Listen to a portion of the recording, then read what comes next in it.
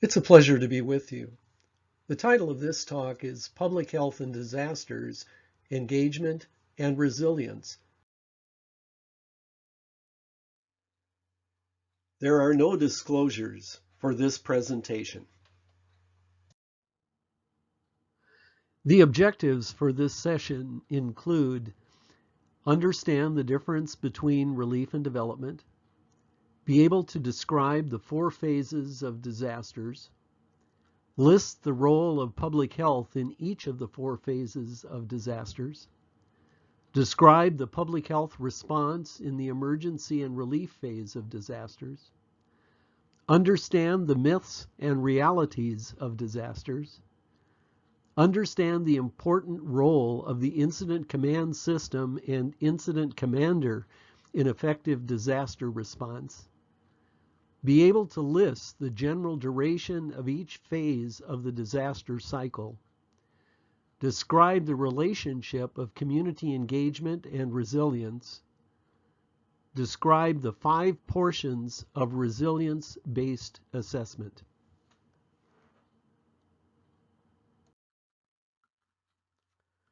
Several of these slides in this session are adapted from a book by Noji titled The Public Health Consequences of Disasters. Disasters can be divided into 2 categories, natural and human. Natural disasters can be of acute onset like earthquakes, tsunamis, tornadoes, floods, hurricanes, volcanoes, landslides, and many infectious diseases like food and waterborne illness and infectious meningitis. Natural disasters can also be of a slow or chronic nature, like droughts, famine, environmental degradation, toxic substance exposures, pest infestations, chronic and persistent infections like AIDS and malaria.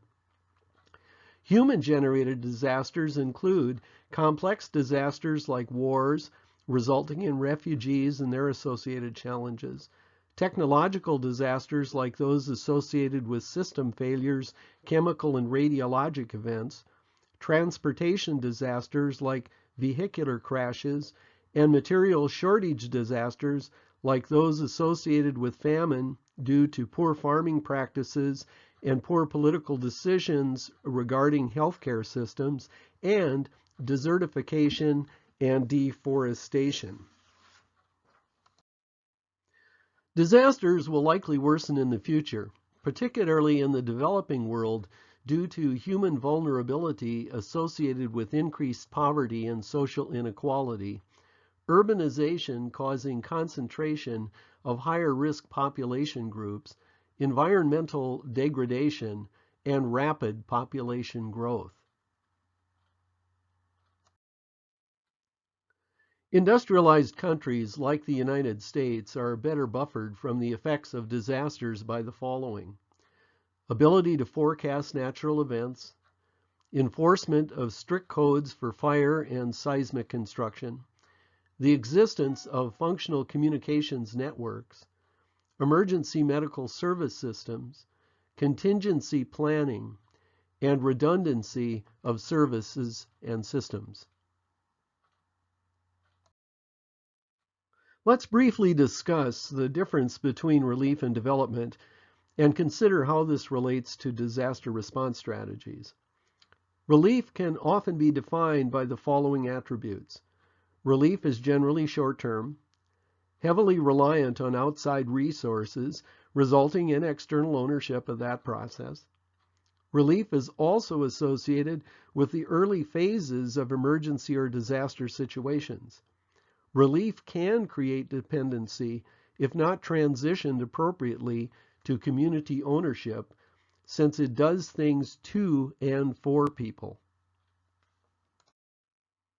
Effective development can often be defined as long-term, maximizes local resources, associated with local ownership of the process, is associated with the community's desire to improve the current situation, creates self-sufficiency since the development process is owned by the community and maximizes use of local resources, and enables people to own their problems and solutions. Development is closely aligned with community engagement. True community engagement strives to facilitate communities in effective development. Much development worldwide actually manifests as long-term relief and fails to truly enable and engage communities, lacking a strategy to transition as soon as possible from external ownership of the early relief effort to community ownership of the development phase. Notice the diagram. The relief phase is much shorter than the development phase. Also note that a transition strategy should be developed and in place early during the relief phase of the disaster. Notice also the public health threshold line. This relates to when public health finishes its work and hands it off to others. Each organization, including public health, must clearly identify its endpoint and measures used to determine that endpoint. That is not always done and results in confusion. The incident command process can help with that determination. The information on this slide is adapted from Noji's book and a booklet titled Community Resilience, Lessons from New Orleans and Hurricane Katrina, published in 2008. The disaster cycle can be divided into 4 phases. The inter-disaster phase, the emergency and relief phase divided into 2 subphases of early or emergency response subphase and late, the primary care and public health subphase.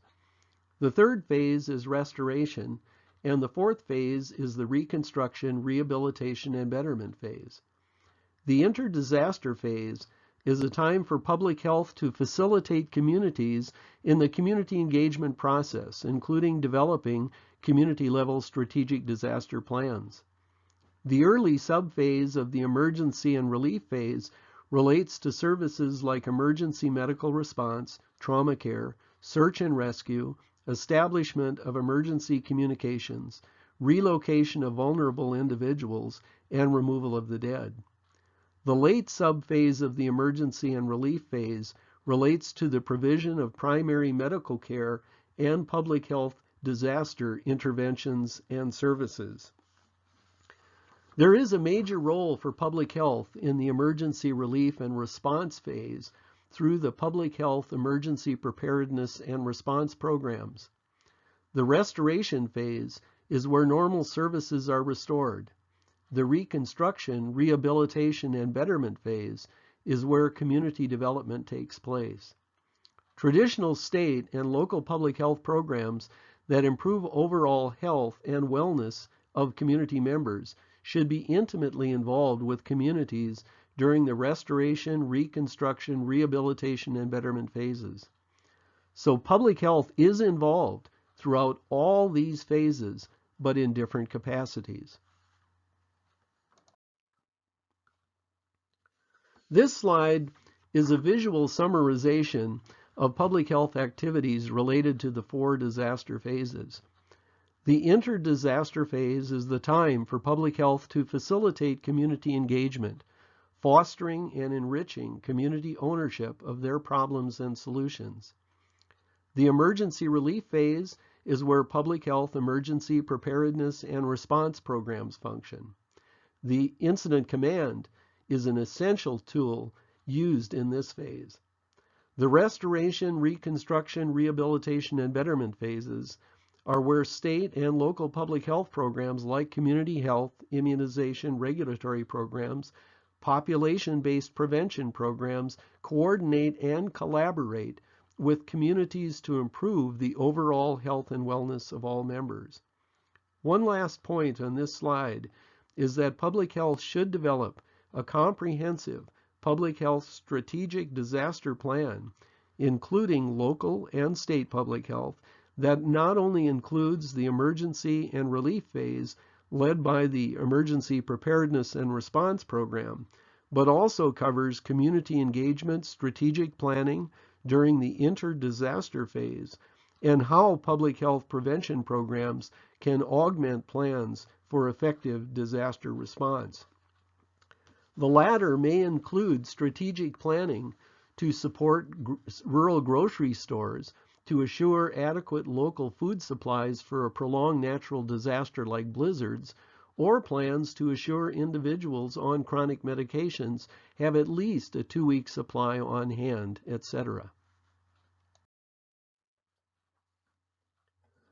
The public health portion of the late subphase of the emergency and relief phase includes water supplies, disposing of human excreta and solid waste, food safety, shelter, personal hygiene needs, vector control, surveillance activities, disease control, and facilitating the strategic transition to community ownership and restoration. Potable water is generally the most important public health response in the late portion of the emergency and relief phase. During the Rwanda crisis in Africa, over 50,000 people died in refugee camps in Zaire during the first weeks of July 1994 due to cholera. The crude mortality rate reached 28 to 41 per 10,000 per day. The source of the epidemic was contamination of water sources. The epidemic resolved with appropriate water treatment in the camps. A major portion of the emergency public health response to the recent Flint, Michigan lead-contaminated water disaster was to provide safe drinking water to the population while other safe water sources and treatments were being implemented. The early and late subphases of the emergency and relief disaster phase overlap, similar to the general overlap of the relief and development phases previously discussed. Ideally, there should be a steady, seamless, smooth strategic transition from early to late subphases. This needs to be discussed and strategized through the incident command process of the Public Health Emergency Preparedness and Response Program, linked with other local and state incident command processes responding to the disaster. Public health leadership should assure that strategic transition discussions are considered at the intra- and interagency levels. The next two slides list 10 common myths and realities about disasters identified by the Pan American Health Organization, helpful to keep in mind whether responding to disasters in the United States or abroad, and includes: external medical volunteers with any kind of medical background are needed. Local medical professionals usually cover life-saving needs quite well. Medical personnel with special skills not available in the affected area are sometimes needed. Any kind of external assistance is needed, and it's needed now. A hasty response often contributes to local chaos. Epidemics are inevitable after every disaster. Epidemics are relatively rare during the early subphase of the emergency and relief phase. Dead bodies will not generally lead to catastrophic disease outbreaks. During the late portion of the emergency and relief phase, epidemics can be seen if inadequate essential emergency public health interventions are not provided. Disasters bring out the worst in human behavior. Actually, the opposite is generally true. It brings out the best in people who respond more spontaneously and generously.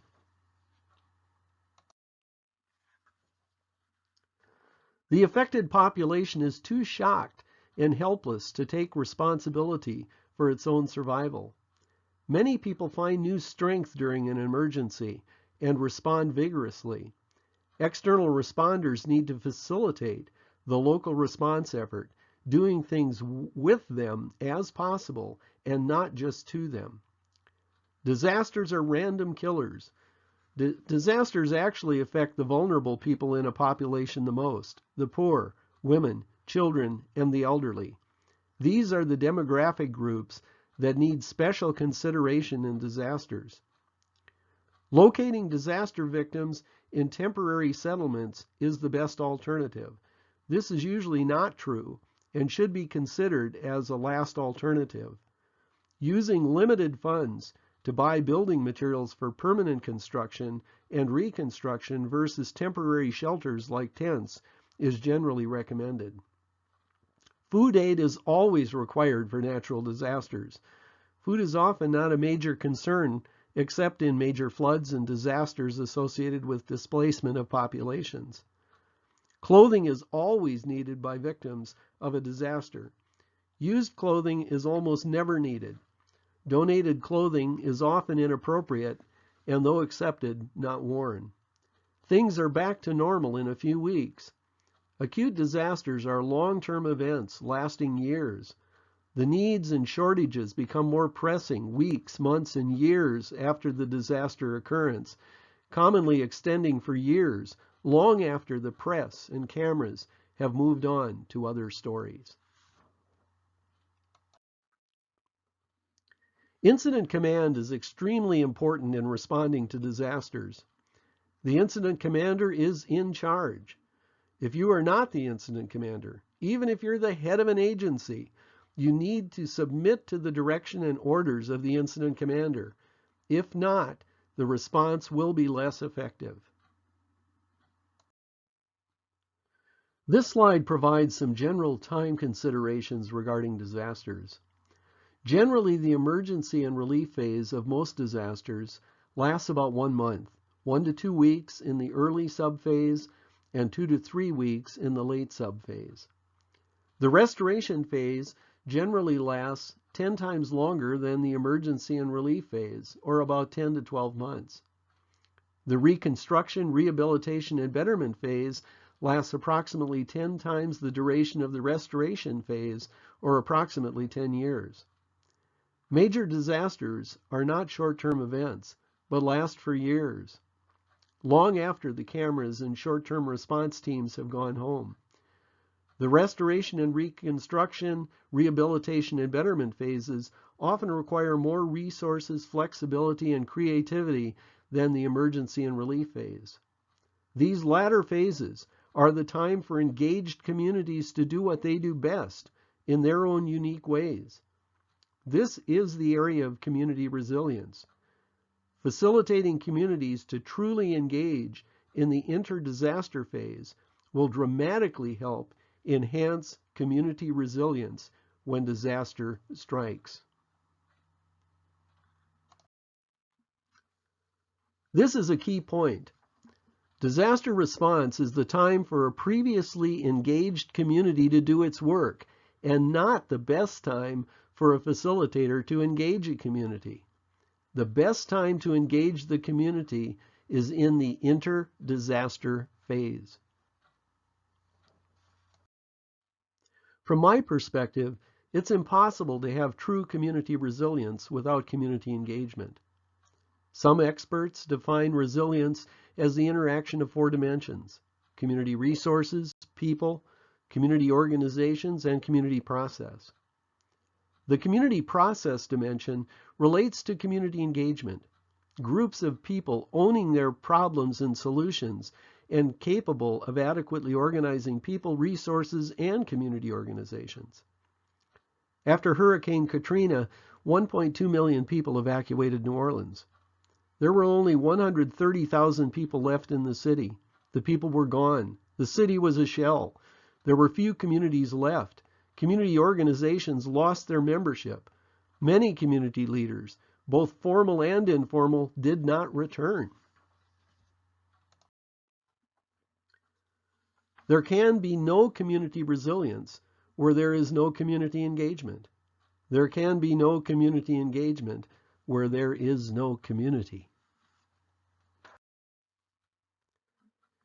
In Maslow's pyramid, community resilience, like an engaged community, is located in the growth needs or self-actualization area.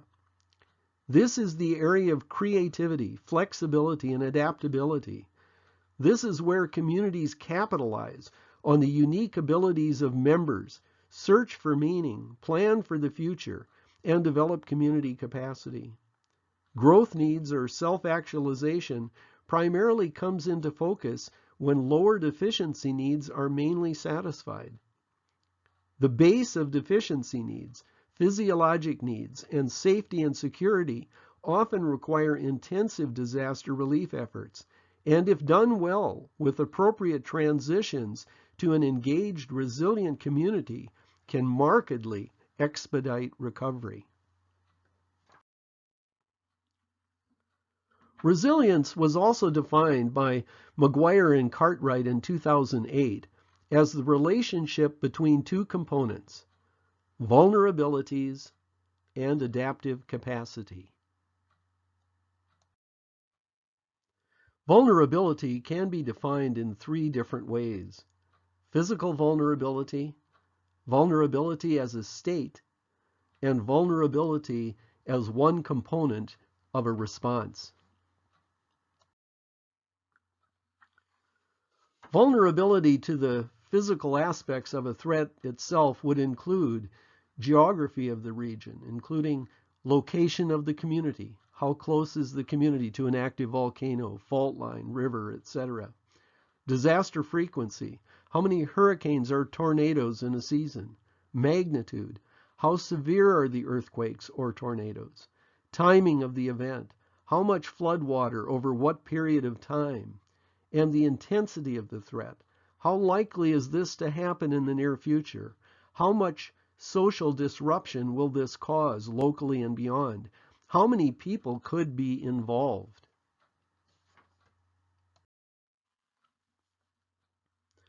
Vulnerability can be considered as a state of the community based on community characteristics that make it vulnerable, including prevalence of poverty, community economics, inequality and disparities, relationships within the target area, housing types, water, sewage, electrical, communications, and transportation systems, etc., and access to services, clinics, hospitals, emergency medical response, plumbers, electricians, carpenters, grocery stores, etc.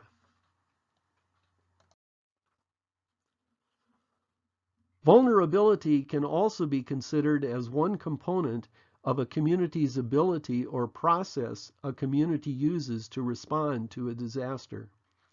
Considering vulnerability as related to the ability or process a community uses to respond informs the second component of resilience, adaptive capacity. So the ability to respond and the process a community uses to respond and adaptive capacity are intimately linked to each other.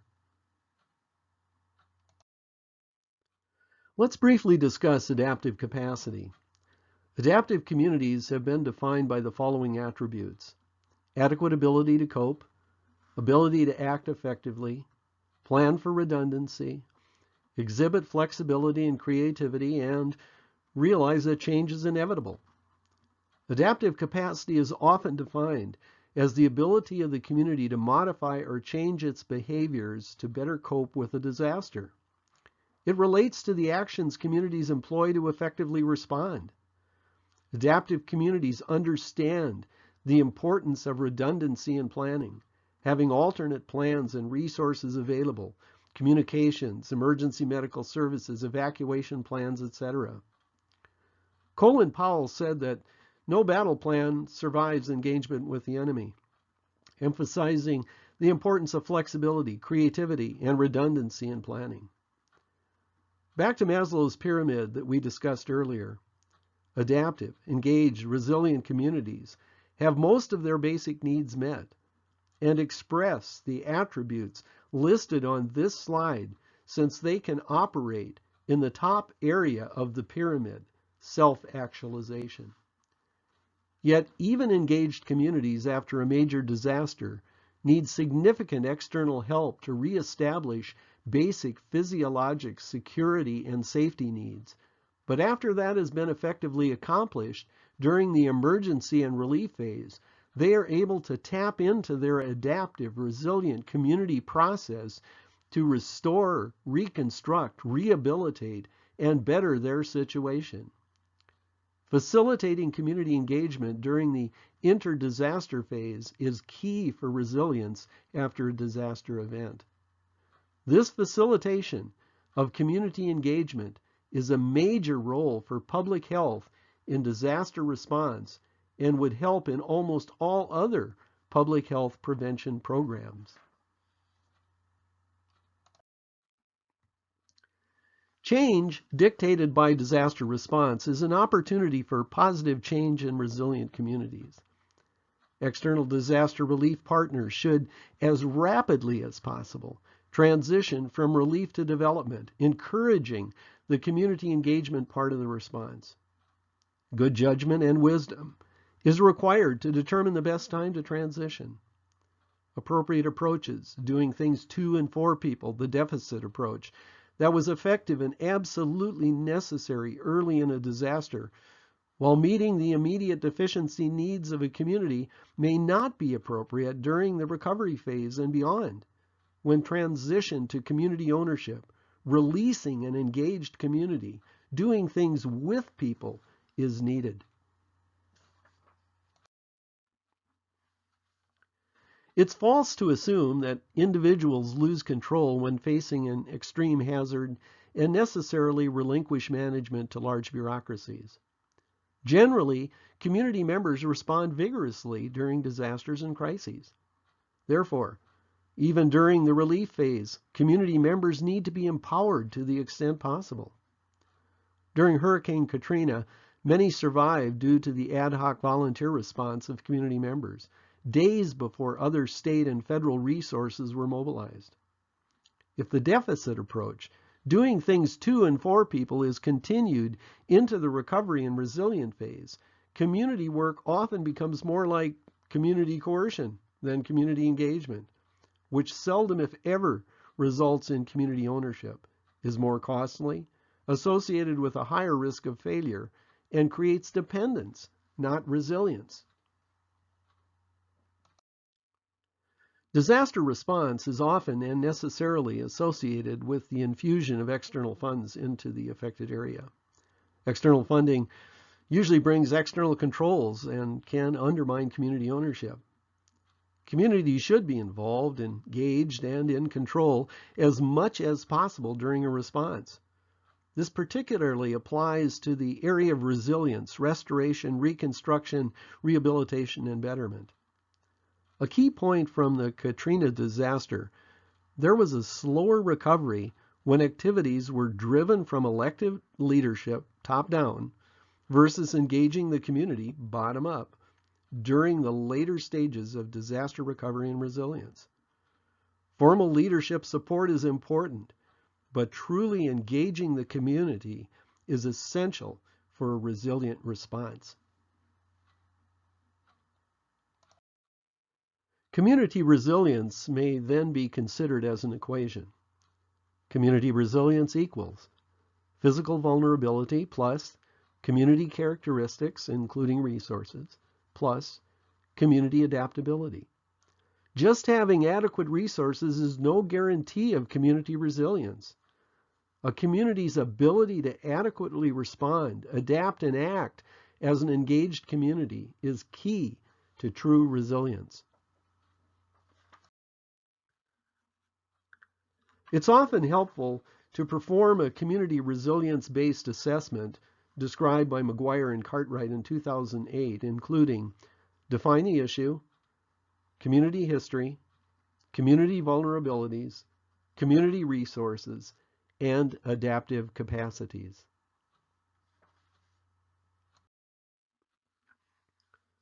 First, define the issue. What are the major issues to address? Second is an assessment of community history. Is this group truly a community? Do they know each other by first name and have a sense of shared responsibility for each other? Are there multiple communities in the affected area? Likely yes, since even small rural areas are composed of multiple communities. What are the key social groups? What are the values and beliefs of the community? What are the structures and organizations in the community? Structures resist change, where organizations function as change agents. What is the history of conflicts and relationship issues in the community? How has the community responded to disasters in the past? Third is to assess community vulnerabilities as discussed above, including physical vulnerabilities, vulnerability as a state, and vulnerability as one component of response. Fourth is the assessment of community resources, including Who are the opinion leaders important in community engagement and messaging? What is the skill mix and education of the community? What is the community's quality of life? How does the community define health? Helps understand what the end goal for reconstruction is. Fifth is adaptive capacities, including what is the overall ability of the community to respond to a crisis? Does the community have capable leaders? How flexible is the community to change? How strong is fatalism in the community? These assessment questions are not meant to be exhaustive, but must be appropriately adapted to each situation.